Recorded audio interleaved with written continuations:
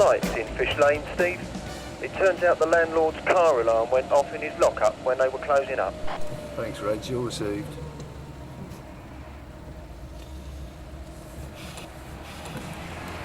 Whoa, how late was that?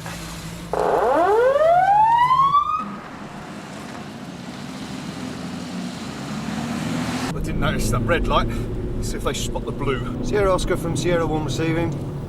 Go ahead, Steve.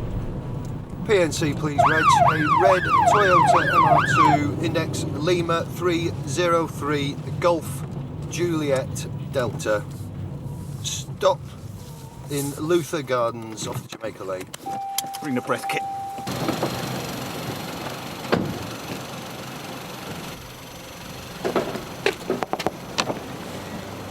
Good evening, madam. Sorry. You know why we stopped you then?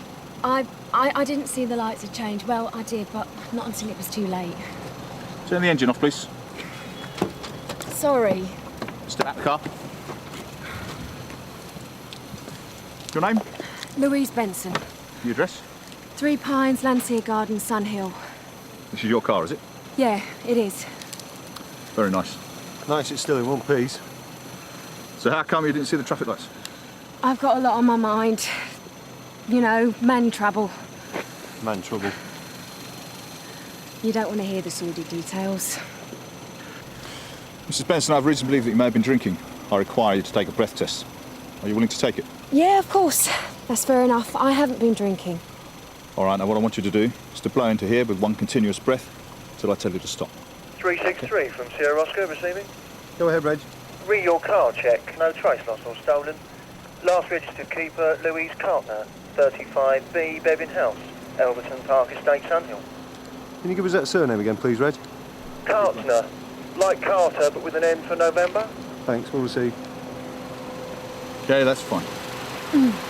Carter's my maiden name. The address? Where I lived before I got married. So how long out of date are these detailed? Oh, about 6 months. It is my car. It's an engagement present. You realise it's an offence not to inform the DVLA when your details change, don't you? Oh, I didn't know that. Sorry. Well, the good news is you've passed the breath test. And the bad news? Well, there are the traffic lights and the out-of-date details. Steve? Lock her up and throw away the key. All right, Mr. Benson. We're going to let you off with a warning this time. Thank you. But if we catch you again, these offences will be reported. You got that? And I'm grateful. Thanks. Off you go then. Sorry for being such a pain. Oh, and one last thing. Seatbelt.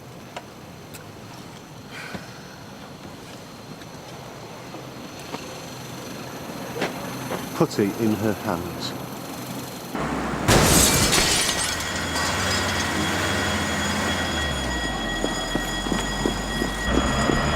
All units here, Oscar. Attention requested to a dark-coloured Ford Transit. No other details. Last seen heading north towards Hoxton Road.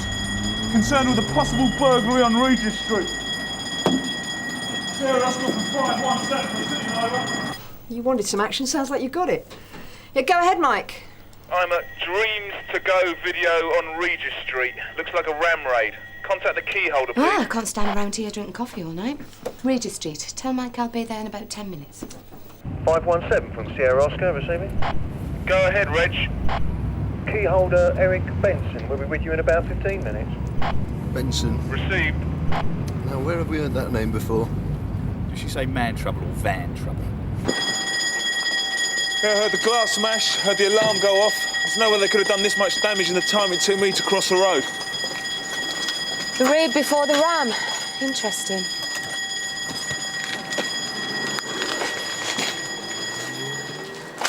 Automatic cut-off, thank God for that. How'd they get in? Well, that's the question, isn't it? The front door's locked, I've been round the outside. Back door's locked as well, and all the windows seem secure. For someone with keys. Yeah, and somebody knew how to work the alarm. So, they get in, do the job, get out. Shut up the shop, smash the window to make it look kosher. Motive? Or maybe business is bad. So that would put our key holder in the frame. Yeah.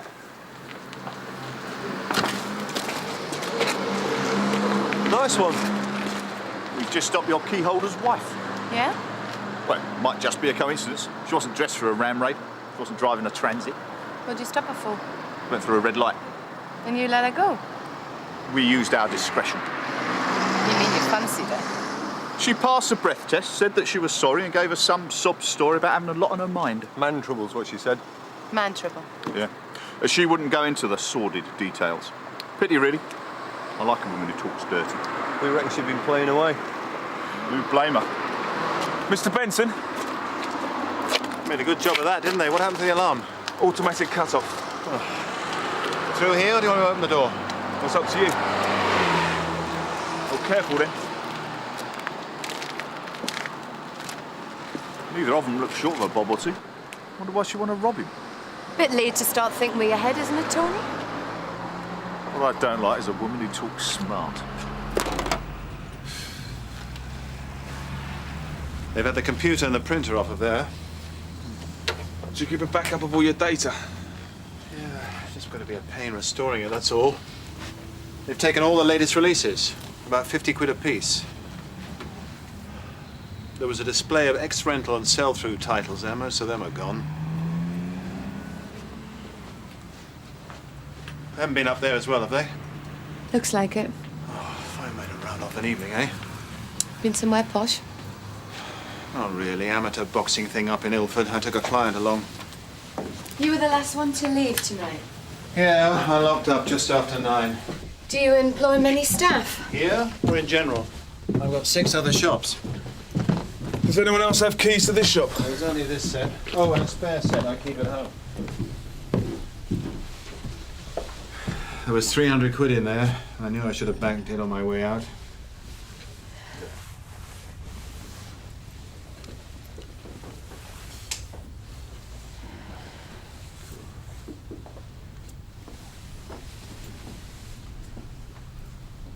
What's that? Oh, it belongs to my wife, I think. Does she work here? With the public. She drops in between shopping trips. But it was right here by the door. I'm surprised you didn't see it on your way out. Well, I didn't. Keeping it, are you? Do you mind? Ram raiding's not really Louise's style. She'd be more of an international jewel thief. Well, I don't think there's much more we can do here tonight. Give us a call at the station when you've done an inventory. Oh, and there'll be a scene examiner down at some point to dust for some prints and stuff.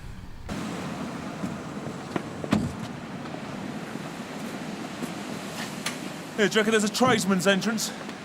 Well, let's knock on the front door and find out.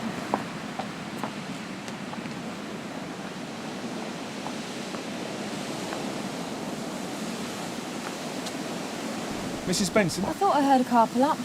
Sunhill Police. Sorry to bother you so late, but one of your husband's shops has been burgled this evening. Yeah, he's down there now, sorting it out. Yeah, we've just come from speaking to him. We need to speak to you as well. Is this about the traffic light business? It's connected to that, yeah.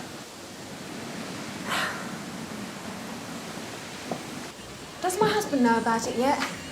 Not unless you mentioned it to him. No. I thought I'd wait till the time was right. Next year, you know, year after. Come through.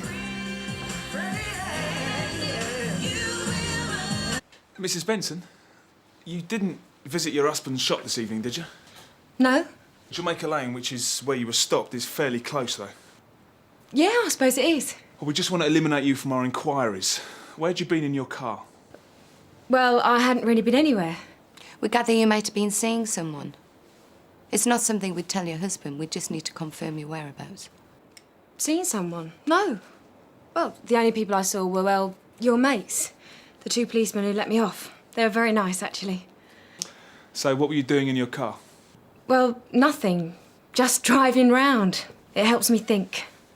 Mrs. Benson, is this yours? Your husband seems to think it might belong to you. Yeah, it might be mine. I don't know. We found it on the floor in your husband's shop. So? So why don't we continue this down the station? Hang on a minute. I haven't done anything. I'm arresting you for conspiracy to commit theft.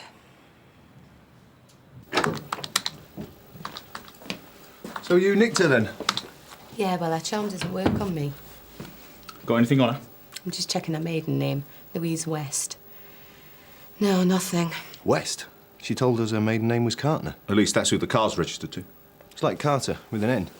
Well, she gave it as West for the custody records. She's got such an honest face. I'm surprised you can tell underneath all that makeup. Here we go. Louise Cartner, 35B, Bevan House, Elverton Park Estate. Maiden name West, 1993. Question about a series of burglaries committed by her then husband, a one Paul Cartner. Looks like she kept him in business for a while with a load of dodgy alibis. I wonder whatever happened to him. When you were stopped in your car, you told PC Stamp and PC Loxton that you'd been out seeing a man. No, I didn't. Maybe not in so many words, but you certainly gave him that impression. Well, they must have been too busy eyeing me up to listen properly. What was it you said then? Man trouble, wasn't it? It was the first thing that came into my head. So you weren't having man trouble? Oh, I wish I hadn't said it now. I was just driving round trying to sort a few things out in my head. At 12:30 at night? Hmm. For the tape, please. At 12:30 at night. Do you often do that? Drive around, have a think? Now and again. Does your husband know about that? He doesn't interview me about where I go or what I do. So what was it you needed to think about? I mean, you look like the sort of woman who's got everything pretty much sorted out. Rich husband, big house, flash car, expensive clothes. Jealous. If you still lived on the Elverton Park estate, I could understand why you'd have some problems. But you've left all that behind you now. Thank God. Your ex-husband wouldn't even recognise you now. Not if I was lucky. Paul Cartner. Do you ever see him? Hear from him? He's in prison. No. He got out 2 months ago. Oh, I must invite him round for a cup of tea. Hide the valuables first, though. Yeah, you say that, but you give him enough alibis when you were reaping the benefit. Not quite enough alibis, though, I think you'll find. No. You stopped. Is that why he divorced you? I divorced him. And you found yourself someone who would give you jewels that weren't stolen.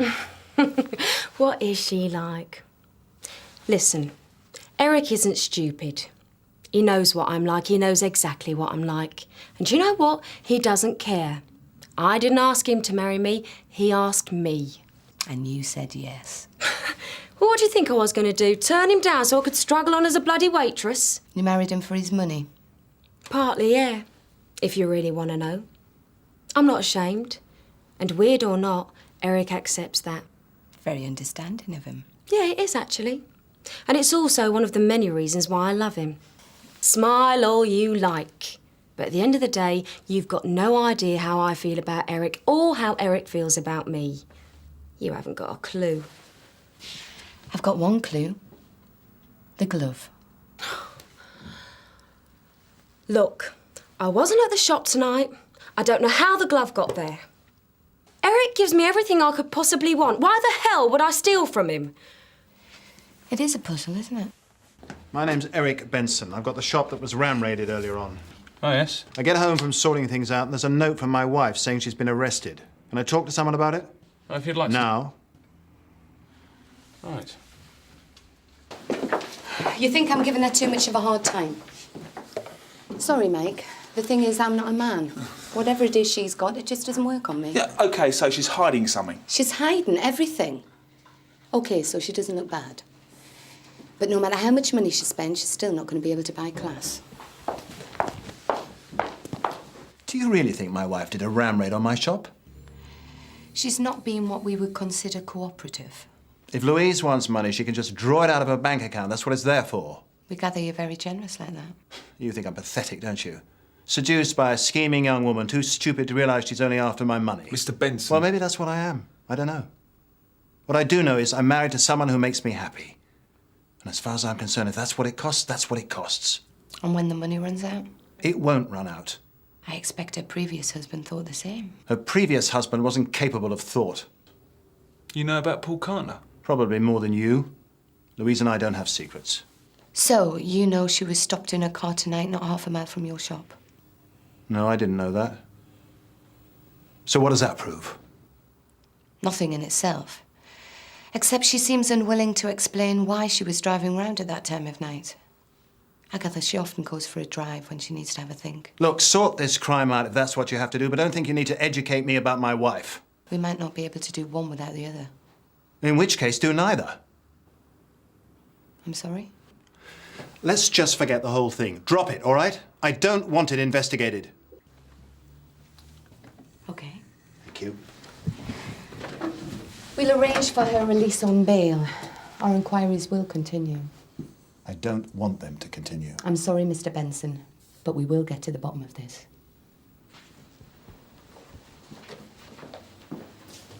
George, we'll be a couple of minutes.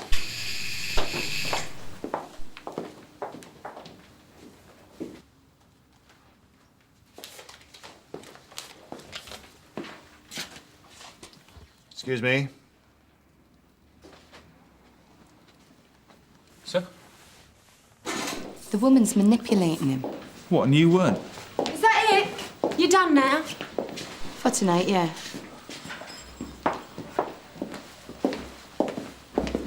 Where is he, George? No, he's gone.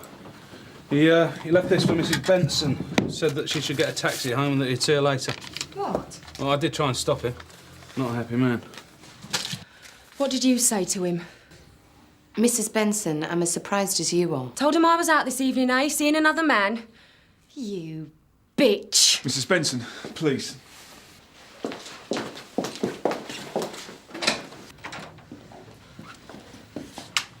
You think you're so clever, don't you? So damn clever. Look at you standing there, all prim and proper in your little cheap outfit. You haven't got the faintest idea what's going on, not the faintest! Why don't you tell me then? Tell ya? Yeah, all right then. I'm being blackmailed. I'm being blackmailed by Paul stinking Cartner. Your ex-husband's blackmailing you? Yeah. Happy now? He got out of prison about 2 months ago. A week or so later, Eric's at work, I'm at home. There's a knock at the door, it's Paul. Hello, he says, aren't you going to invite me in? How did he find you? I don't know, do I? Someone must have put in a good word for me. So what did he want? Money. Or? He'd tell Eric something. Like what? I didn't think you two had any secrets. Just this one. So it's something pretty serious then? You gave him money. 150, the day after that, another 100, then 200. I've lost track of how much I've given him. Your husband must have noticed, surely. I told him I was buying a lot of clothes. You think I get through money? Meet Paul. I think we'd like to. And then tonight, the phone rings. It's Paul. He wants more money and he wants it now. I tell him I haven't got it. Can't get it, not tonight. But that's not good enough, is it? Oh, no. No good at all. You took him the keys to the shop. And told him how to work the burglar alarm. But that's all I did. I was on my way home when I got stopped by your mates. So what did he do? Give you a 5-minute start before jumping in his van and going straight round there? Look, you wanted the truth. Don't give me a hard time now you're getting it. I'm doing my best to save my marriage. Well, you wouldn't want to kill the goose that lays the golden eggs. Oh, think what you like. I don't want Eric hurt. Not by Paul, you, me, or anyone. He doesn't deserve that. He's the first decent, trusting man I've ever met. I don't want to lose him. You could have told him your ex was back on the scene and hassling you. You could have come to us and got it sorted. No. He knows what Paul Cartner's like. To be honest, from what he said to us, I think he'd pretty much forgive you anything. Pretty much anything. Maybe even this. You're still married to Paul Cartner, aren't you?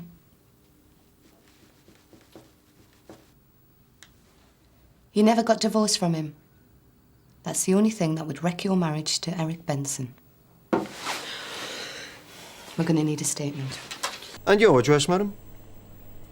Your number 63, Winningdale. Yeah, thank you. We'll get some officers over there as soon as possible. Yeah, good night. Sierra 1 from Sierra Oscar this evening. Go ahead, Reg. Yeah, 65, Winningdale Manor, Copperthorne Estate, a disturbance. Informant number 63. All received.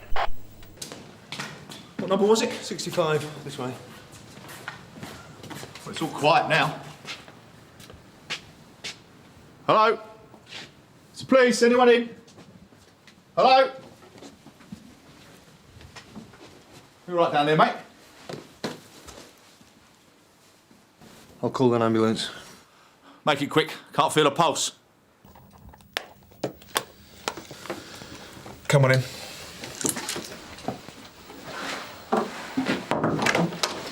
Liz, can I have a quick... Is my husband back yet? No, I'm afraid not. Can I have a word, please? Do you want to... Yeah. Come. I've just had a message from the CAD room. Tanya and Steve have got a suspicious death on the Copperthorne estate. A bloke called Paul Cartner.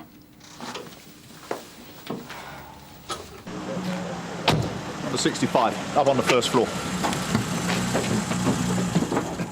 363 from Sierra Oscar receiving. Go ahead, Liz. The state of play down there, Steve. The neighbours identified the victim as Paul Cartner. She was also able to give us a vague description of the suspect. Male, IC1, tall, balding, drives a Merc. Ring any bells for you? One very loud one. Better go and get him, I suppose.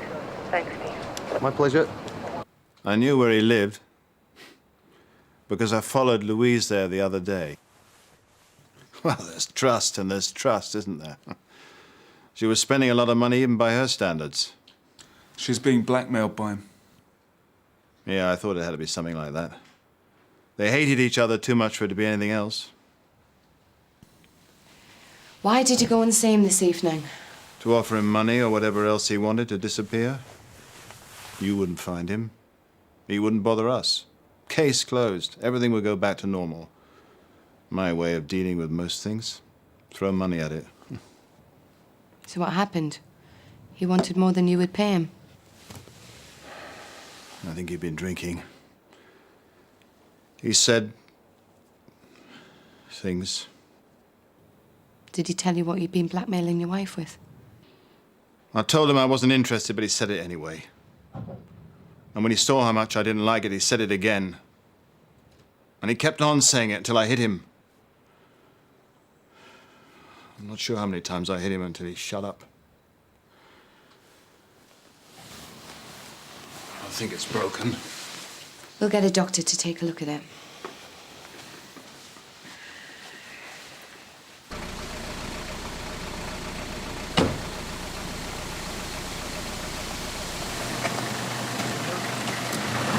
You're responsible for this.